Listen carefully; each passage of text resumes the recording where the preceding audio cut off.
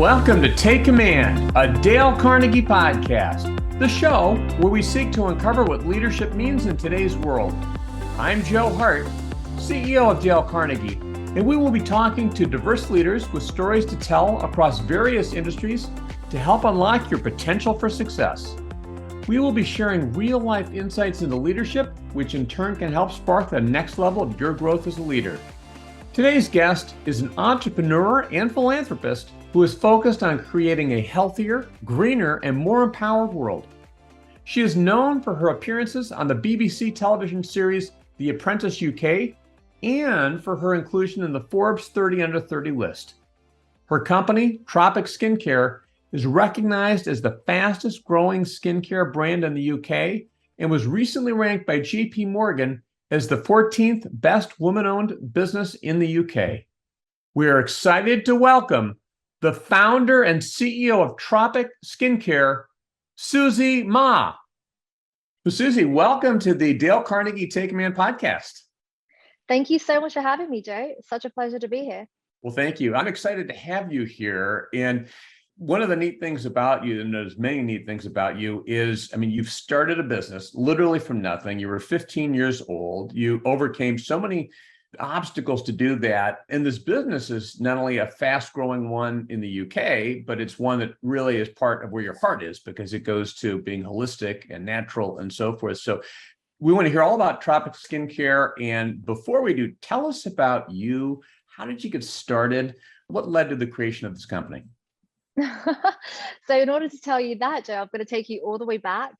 So I actually was very much inspired by my parents who were entrepreneurs in their own rights. And I remember when I used to live in Sydney when I was a kid, and my parents were street vendors and they used to sell stuff, importing toys and souvenirs from China and literally sell them on the streets in Sydney. And I used to go and help them in the streets. And one of the products that they sold was like this little plastic man that had like sticky hands and feet. I don't know if you recall, you throw it onto like the side of a window and it flips down. So I used to help them do that. I used to literally flip these little guys like up onto the windows and then watch them flip down and scream like, it's $1, like, come and buy it. So I kind of grew up helping my parents earn money and hustle and really understand how to sell, how to market, and how to engage with customers.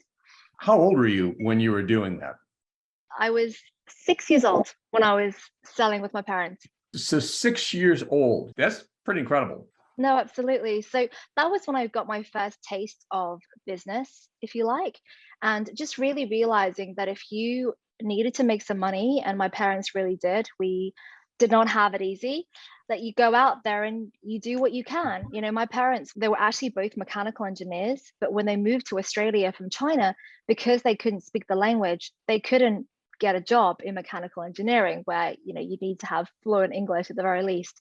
And so they decided to start up on their own and do something off of their own backs. So I was very much inspired by just how entrepreneurial they are. And also I just really admired their hard work and their ability just to do whatever it takes to make ends meet.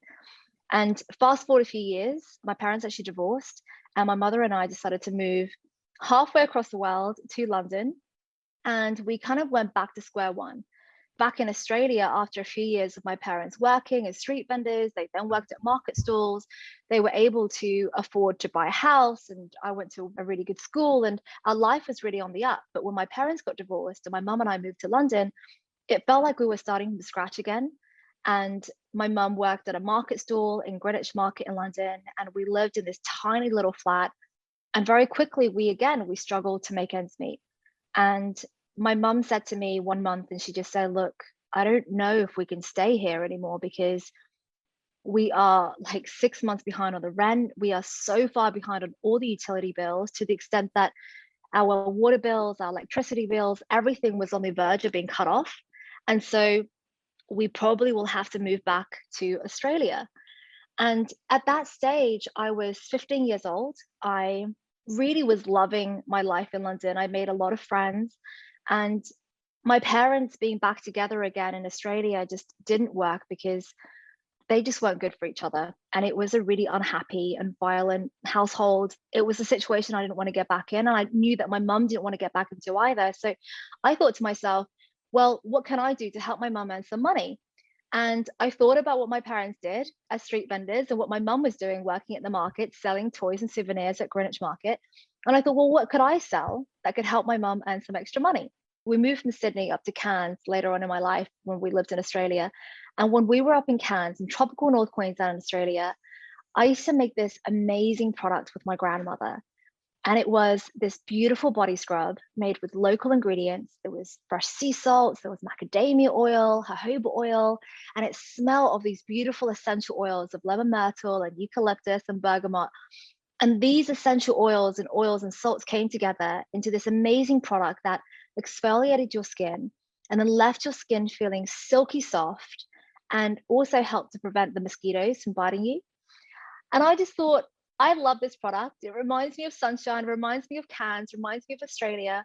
And I love it so much that maybe, just maybe, if I made this product up myself here in the UK, that other people might like it too and buy it from me.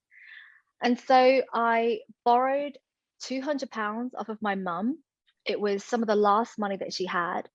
And with that £200 over one summer school holiday, I bought 50 jam jars, which was the cheapest packaging that I could find.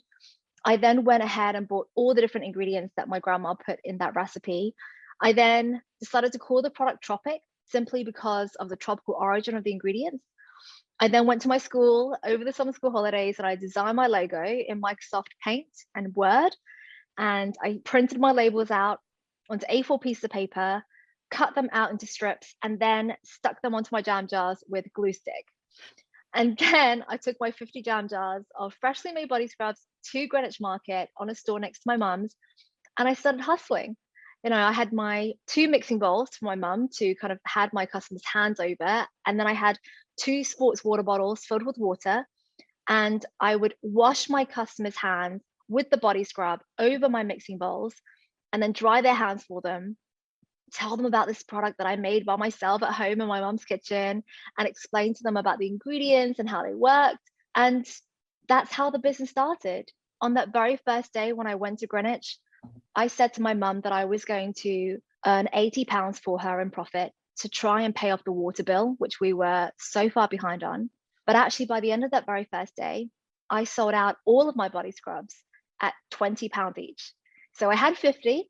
I took one as a tester to demonstrate, and I sold 49 body scrubs at £20 each. That was £980 in cash in my very first day of selling my body scrubs at a market stall when I was 15 years old over the summer school holidays. So Susie, what is going through your mind at that time? At the end of that day, what are you thinking? What's going through your mind? Oh my God, my mind was blown. As I was doing my demonstrations, I remember having like a big bucket next to me, which is where I would put like the dirty dead skin cell water.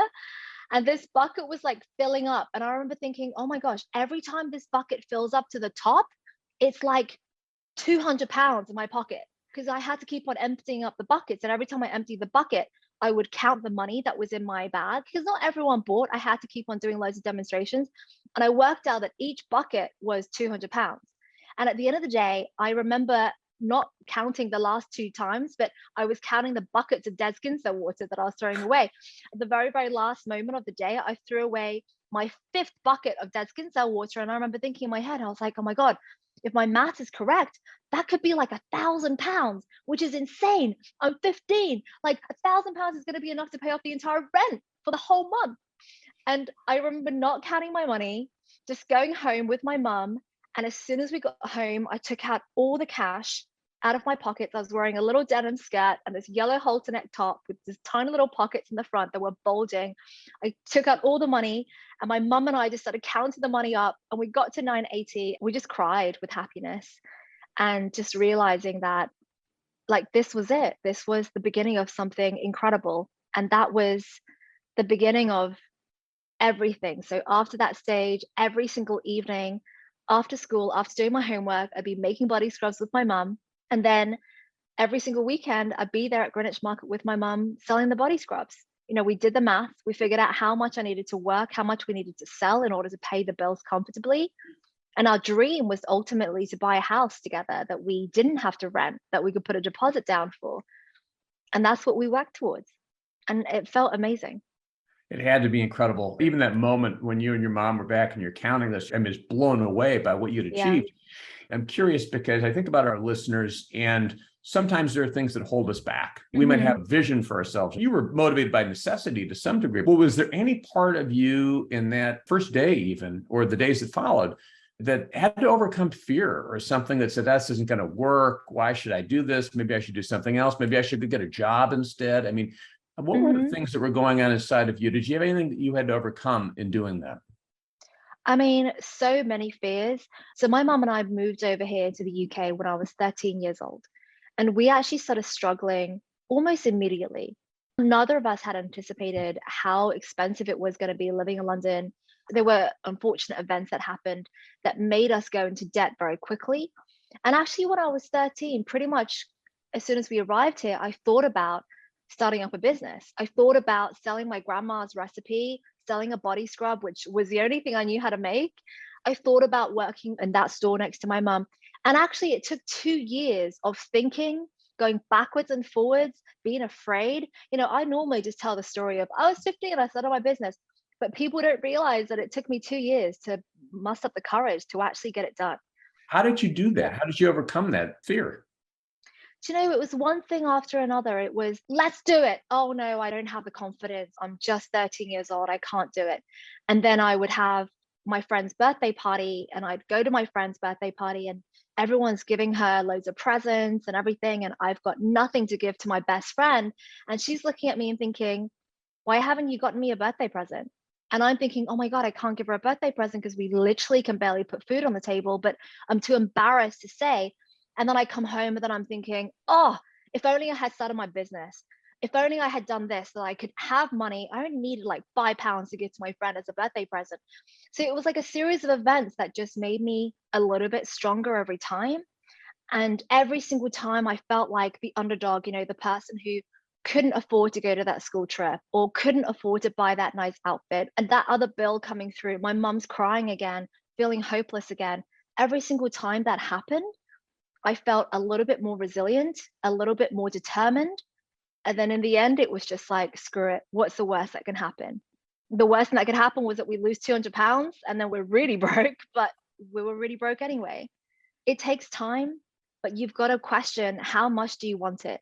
And I think over the 2 years, how much I wanted it, the money and the opportunity to be able to have nice things in life, just skyrocketed to an extent where it surpassed the fear that I had, surpassed the doubt that I had. There's an incredible saying about everything we want is on the other side of fear, right? I mean, Yeah, we do yeah. everything we want, but we have to go through that fear to do that. And it's inspiring to hear how you took command. This is the Take Command podcast. And certainly it's an inspiration to all of us who are listening to you, that those things that we may fear, take a chance. What's the worst that can happen? So what happened, Susie? You've got this amazing summer. You've had this discovery. You're selling this product. What happened next? What did you do next? So we grew very organically. I mentioned earlier that my mum and I would buy all the ingredients. We upscale, so we buy the ingredients in bulk. We transformed our living room, our kitchen into a full-scale body scrub making factory. And every single weekend, every summer school holiday, I'd start selling my body scrubs. Like every weekend, rain or shine, I would be there. And, we had that first amazing, incredible day, but there were plenty of days when I went home with negative money because after paying the rent, after paying for the travel and my food, I didn't sell enough.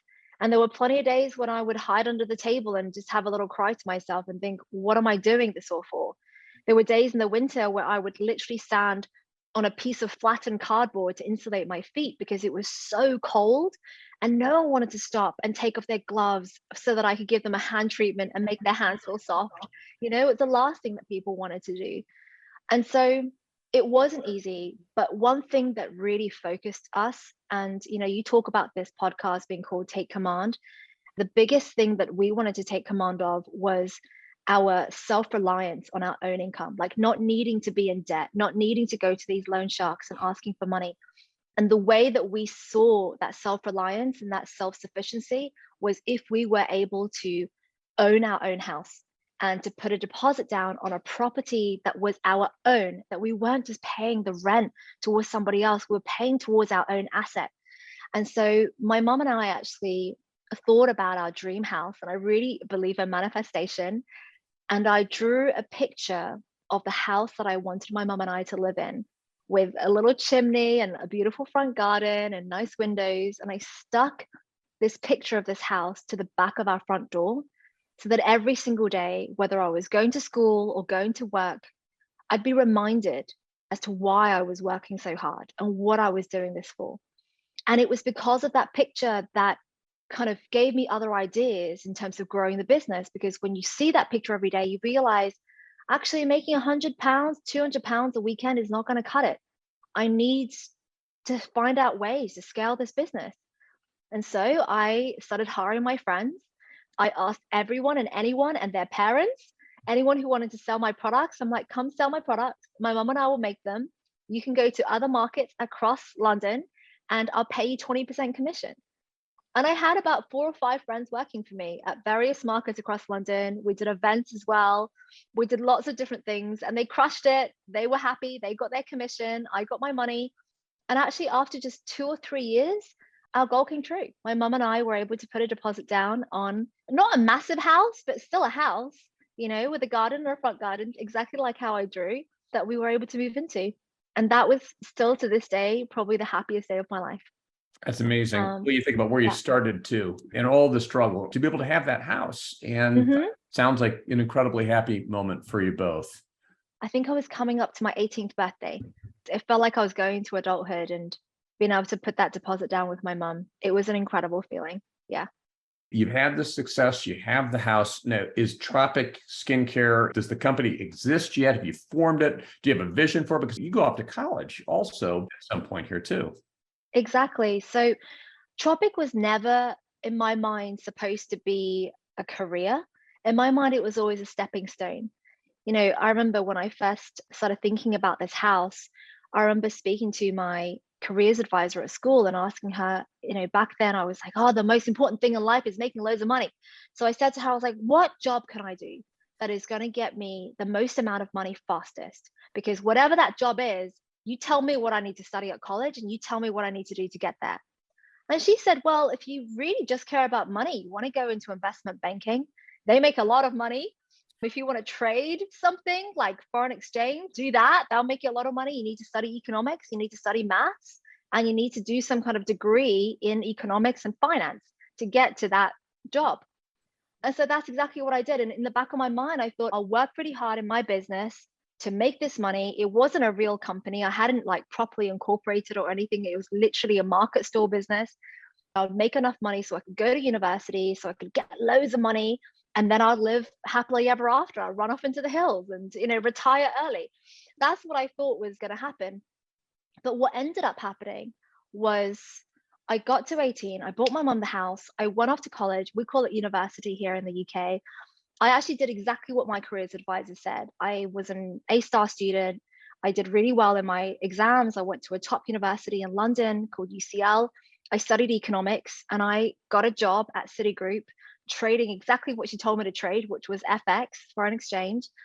And I remember sitting there at my desk at my first job when I was 21 and I just graduated. And by this time, I'd actually stopped my business to start this new job. So I actually packed Tropic up probably around about halfway through my second year of uni. And I was like, I'm done, served its purpose, it's made its money, I've paid my way through university, I bought a house for my mum.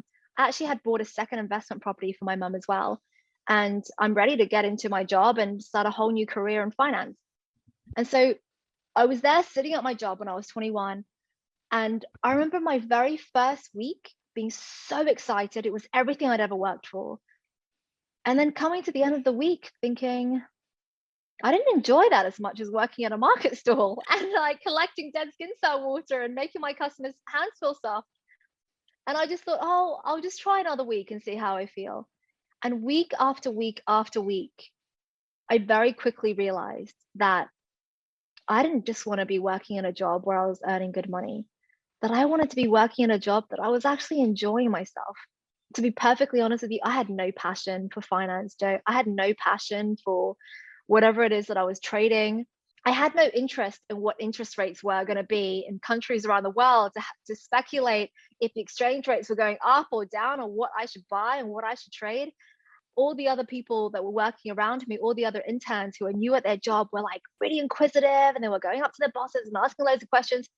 And I'm naturally a very curious person, but I had no questions because I had no interest. And I remember saying this to my friend, and I just said, look, I don't know what to do. I'm in supposedly my dream job, something that I've worked towards my whole life through my education, my studies, and even my business, was to get me to this position so I could run off into the sunset with this happy job and loads of money. And here I am being paid really well, but I'm hating every single day.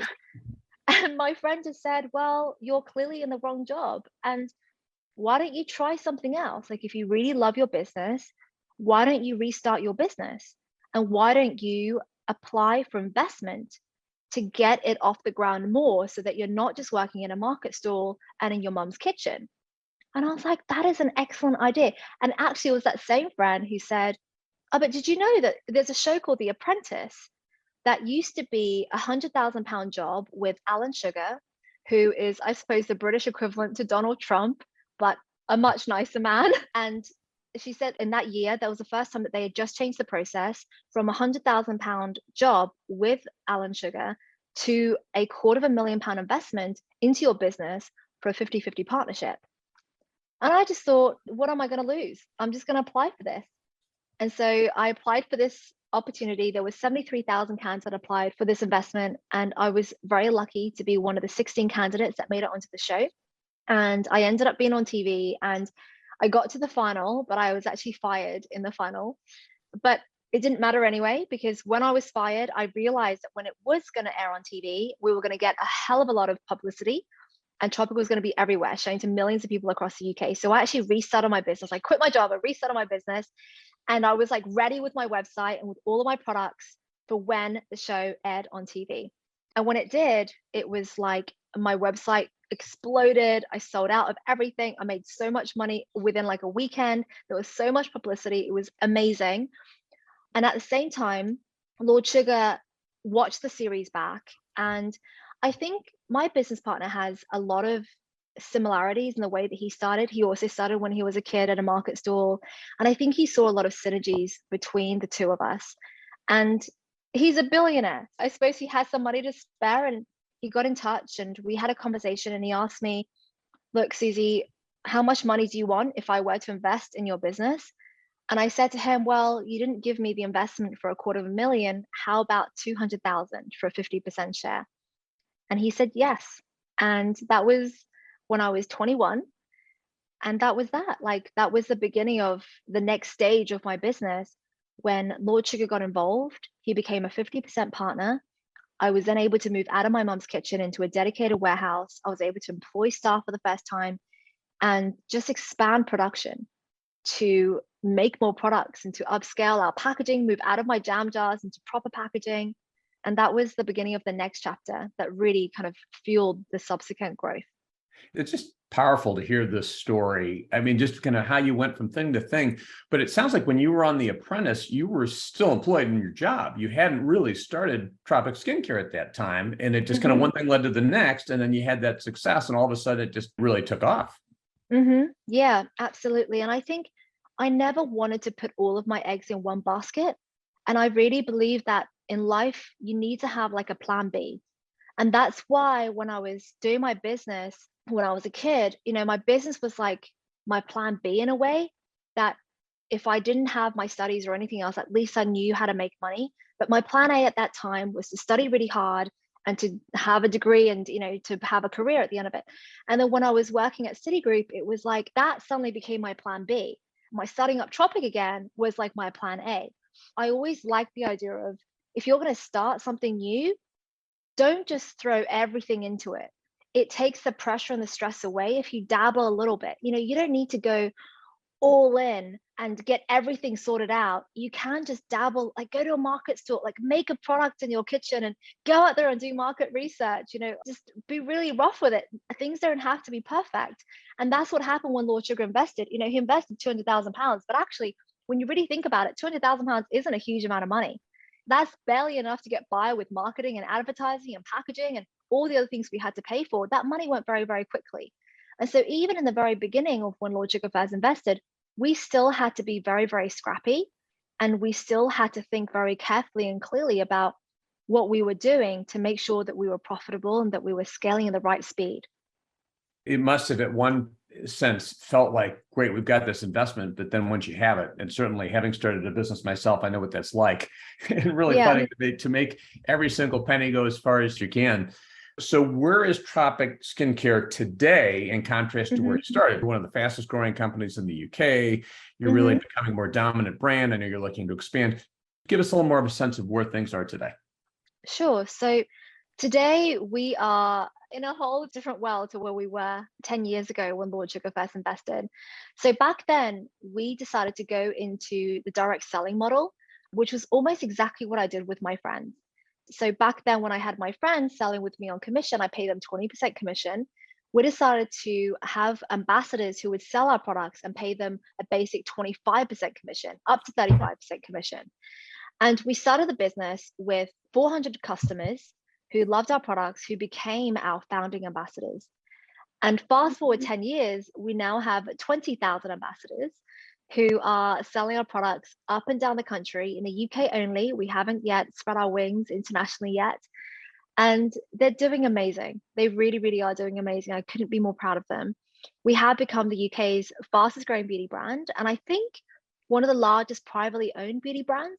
We still make all of our products in-house, in the same way that I used to make them in my mom's kitchen, apart from the fact that we now have almost 300 different products across our range. And we've gone beyond just our body scrub. We're actually market leaders in skincare. So we do lots of cleansers and serums and moisturizers for the face. We also do sun care and body care and makeup, tanning, bronzing. We have a line of baby care, men's care, hair care. So we do a lot of different products across different categories. But the core principles of who we are and what we really believe and stand for has always remained the same. So if you recall, my first product that I created was inspired by my grandmother. She was actually a medicinal chemist and a toxicologist, and she really taught me the importance of using natural ingredients, products that were really healthy for your skin from the outside in. And all of our formulations today still follow that same ethos. So we use ingredients that are as close to nature as possible. All of our skincare products are organic certified. We freshly make our products every single day in our beauty kitchen so that it can have the most powerful active antioxidants. Because if you think about it, the ingredients we use in skincare, the really good quality ones, are basically food ingredients. All the ingredients I mentioned to you earlier, like macadamia oil and jojoba oil, like you can eat all of that. You can use that as salad dressing. We're putting that into skincare. And so you want to eat foods as fresh as possible. You also want to be applying skincare on your skin that are as fresh as possible. And that's why we make our skincare products fresh every single day in our beauty kitchen. And on top of that, it was really important to me that we give back. We have really humble roots. And with everything that's going on in the world, I wanted to make sure that this business really is a force for good that gives back to the world. I want to make sure that, especially when we're in the beauty industry, where, dare I say it, that the beauty is not a necessity for our lives. We are the only creatures that moisturizes and cleans our faces. No other animal does that. No other animal needs to moisturize, or you don't hear about a lion shampooing his hair. Beauty is not a necessity. And so when you look at the amount of emissions beauty companies produce, the amount of plastic waste beauty companies produce, 1/3 of all waste in landfill is comprised of beauty products. I want to make sure that we are not contributing to the problem around the world, that we are actually helping to solve it. And that's why we committed to donate 10% of all of our profits to good causes to help towards our infinite purpose, which is to help create a healthier, greener, and more empowered world.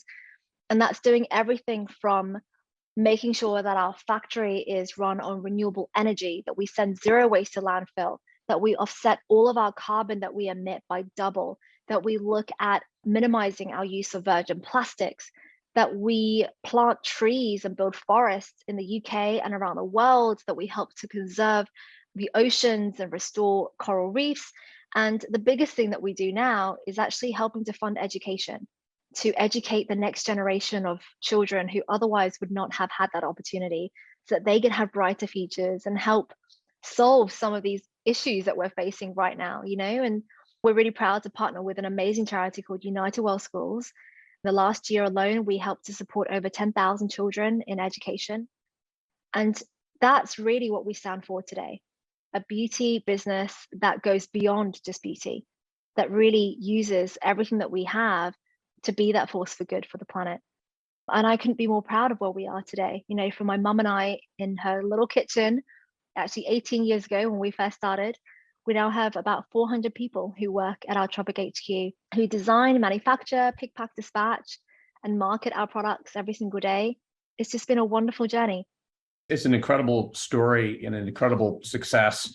And that doesn't happen, by the way, without great leadership. You're very humble in terms of how you explain the whole story of, creating a product and selling it and so forth. But how do you define leadership, and what can we learn from your leadership that really has helped Tropic Skincare be as successful as it is? So I feel very blessed that I've had the most incredible people in this business. And in terms of leadership, I suppose it's just making sure that you are genuinely leading and not managing. And leadership for me is making sure that your team are aligned with a bigger purpose than just their role that presents itself. So if they are a salesperson, it's not to say you're doing a good job if you sell this many products. It's to say that, hey, did you realize that what you're doing is helping towards making the world a better place, that your sales are directly contributing to children being educated, and aligning themselves with the bigger goals of the business and allowing them to see that their role has a much bigger purpose so that they feel a sense of ownership and pride in what they do. And making sure that, as a leader, you don't always get things right. Encouraging your team to challenge you, to disagree with you, to come up with ideas that are different to yours, and then congratulating them on that, listening to what they have to say. Because I have to say, like, a lot of the most brilliant ideas that we've ever had at Tropic have come from my team. They are the ones who are doing what they're doing in their focused areas of the business. And they're the ones who are seeing everything. And they're the ones who are actually coming up with much better ideas than I ever can. So it's allowing them to run with it, giving them the trust. The things that I love to say to my team is, I trust you completely. I'll leave it to you. And when you say that, they're like, oh my God, okay, I have ownership. Susie's leaving it to me completely. She trusts me. I can't just ask her if this is okay. I need to understand what the task is, and I need to make sure that this is done right because she's put her trust in me. And really trust them, really let them get on with it. That to me is real leadership. And that is when you get the best out of people. Well, in one of the constant themes I'm hearing from great leaders, and I'm hearing it from you right now, goes to humility, because you really have to be humble to say, look, I don't have all the answers. I'm going to rely on my team. I'm going to empower my team. I want to listen to my team. And then you see, like you did, these amazing ideas that people will have when they feel empowered, when they're given that runway. One thing I was going to ask you too, I know that Dale Carnegie is somebody who's had an influence on you in terms of how you built your team and your relationship. You've read How to Win Friends and Influence People. And I know you clearly live the Dale Carnegie principles, which is one of the reasons why I was excited to interview you too. Tell us about what Dale Carnegie's meant to you. Dale Carnegie's book, How to Win Friends and Influence People, was the very first book of that kind. Like, I think it was the first nonfiction book that I'd read outside of my school curriculum or what I had to read with school. And I read that book when I was a teenager. I don't know how old I was, but it was right at the beginning of Tropic. And those core principles that he teaches in his book were principles that I applied almost immediately to my everyday life. And I don't know what the effect it has made, but it's clearly made a really great one. The principles of just really simple things like when you're on the phone, making sure that you sound like you're smiling. I do that. I did that in the early days with my suppliers who did not want to work with me because my MOQs, my order quantity was so tiny. But because I said it with a smile, maybe they were more willing to sell to me. Making sure that you repeat the person's name that you're speaking to acknowledge them, to make sure that they feel like you're really understanding and you're really listening to what they have to say. I use that every single day. Listening more than you speak, using languages like we instead of I, little things like that you pick up in Dale Carnegie's books. These are principles that you can apply not just in business, but in personal relationships in every single day life. And it has made a profound impact on my life. And actually, that's the whole reason why we then started using Dale Carnegie with my leadership team to help empower them. And I suppose that's why we're here today as well, Jay.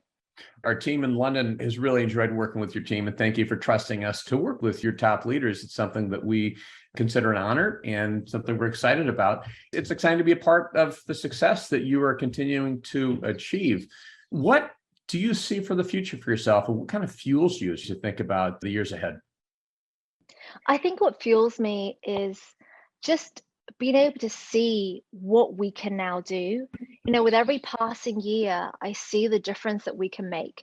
In the beginning of this year, for example, when most companies are looking at Q1 and looking at figures and how much money they've made, how much profit they've made, we ended Q1 with having planted our first ever forest in the UK in the South Downs. We planted 7,000 trees that we were able to go there and see. We also went to Nepal and opened up our second school and met the children who were going to be educated there. And we entered Q1 of this year thinking, oh my God, look at the difference. Look at this forest that's going to exist for decades to come, generations that are going to enjoy this forest, the creatures, the insects that are going to be thriving in this forest. And then these children whose lives are changed forever because finally they have a chance to go to school. And then you think, wow, well, if that's what we're doing in Q1 of this year, what can we do in Q2? What can we do for the rest of this year? What can we do in the next 10 years? And seeing the possibilities, I now look at all the challenges in this world, whether it's climate change, whether it's inequality. I don't look at it with sadness anymore. I look at it with opportunity and a real desire for change. And I feel that if we can be that brand that inspires other brands to do the same, then that's my job done. And already we're seeing it. When I talk to United World Schools, they say that they've had other beauty brands get in touch. They've seen what we do and how much we donate and the impact that we make and how it resonates with our customers. And they want to do the same thing. Fantastic. We're developing technologies that make our packaging more sustainable. And we're deciding not to put patents on those things because we want people to copy us. We want other brands to think, oh my gosh, we haven't invested into sustainable packaging that doesn't use any virgin plastic. Tropic has, and they're growing and they're doing really well. Maybe we should too. We want to be that force for good. And the beauty industry is one that is really lagging behind in terms of sustainability, in terms of responsibility for the planet. And so I see that there's a lot of work to do, and I'm excited about showing the world just how much difference you can make, and also showing people that no matter who you are or where you're from and how old you are, you can make a difference. You could be literally a 15-year-old girl who's completely broke with a body scrub and a jam jar, and you can end up building schools and making the world a greener and happier place. If we can just continue to change lives in that way, that's where my purpose is at. And I know that that's where we're all aligned with our 20,000 ambassadors and with all the team that we have at Tropic. And it's what makes us get out of bed every morning and makes our jobs more worthwhile. Well, you're driven by your passion, you're driven by meaning and impact. I can't help but observe that when you started your career and you were thinking about making as much money as you can, but right now, meeting with you, I can see just how happy and passionate you are about the impact that you're making and being really a light to other companies and other people. I can't let you go without asking, if people want to buy your products and they're not in the UK, can they do that? Can they go online? How can people get Tropic Skincare products? Yeah, of course. So you can buy that on our website. It's tropicskincare.com. You can follow us on our Instagram. It's Tropic Skincare. It's just Tropic Skincare across the board, across all of our handles. But yeah, but one day we will be in the US. I want to make sure that we're scaling at a sustainable rate, that we never compromise on our infinite purpose to help create a healthier, greener, more empowered world. And we're doing things, for the right reasons. But we will be in the US one day, and we will be around the world one day too. Well, we look forward to that. And Susie, again, Thank you, it's Jay. phenomenal talking with you today. Thank you for being with me. Thank you so much. Thank you for your time. In today's Thought Leadership Spotlight segment, our guest will show how we can make a difference by applying one of Dale Carnegie's principles and succeeding while having fun. Like Susie Ma, our guest reminds us to go the extra mile on projects and never forget to enjoy the memorable experiences at work. Please welcome Senior Performance Consultant at Dale Carnegie Training London, Udeshi Naidu. During my adolescent years, I recall so fondly my mom's success as a beauty advisor and distributor. Now, without delivery options back then, my mom personally delivered her orders to her clients by car or walking to their homes. Some of her clients also chose to come home because my mom was very talented and used to have these delicious home-baked treats always on hand. So when I reflect back on those experiences, because there were times that I would accompany her, she only spent a little time talking about the products and the special offerings. The remainder of those times, during a cup of tea and some snacks, was talking about recipes or outings and family events, topics which brought joy, smiles, and often laughter to the conversation. Now, these clients became her friends for life with repeat orders for many years. And my mom was incredibly successful, having won an array of awards, often featured in the top tier of her region. Back to the modern world of business. This was a very similar symbiotic experience at Tropic HQ. Whenever the Dale Carnegie team was delivering training, we really felt the love. In addition to the excellent and engaging training delivery, some of those memorable moments were spent discussing our skincare challenges and experiencing those tropic samples, which are incredibly impressive.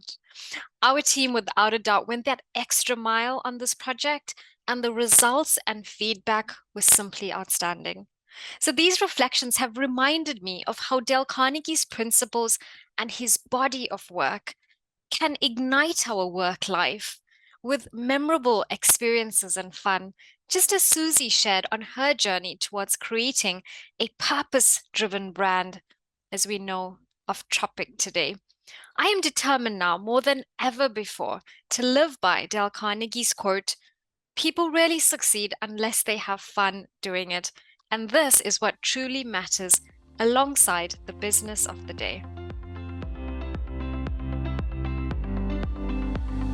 I hope you enjoyed this edition of Take Command, a Dale Carnegie podcast. Check out our resources page at www.dalecarnegie.com for more research, insight, and tools that will support your success in taking command of your leadership potential. If you enjoyed this episode, please consider rating it and subscribing to us on iTunes, Spotify, Stitcher, or wherever you get your podcasts. As always, thank you for listening, and we look forward to you joining us for the next episode of Take Command, a Dale Carnegie podcast.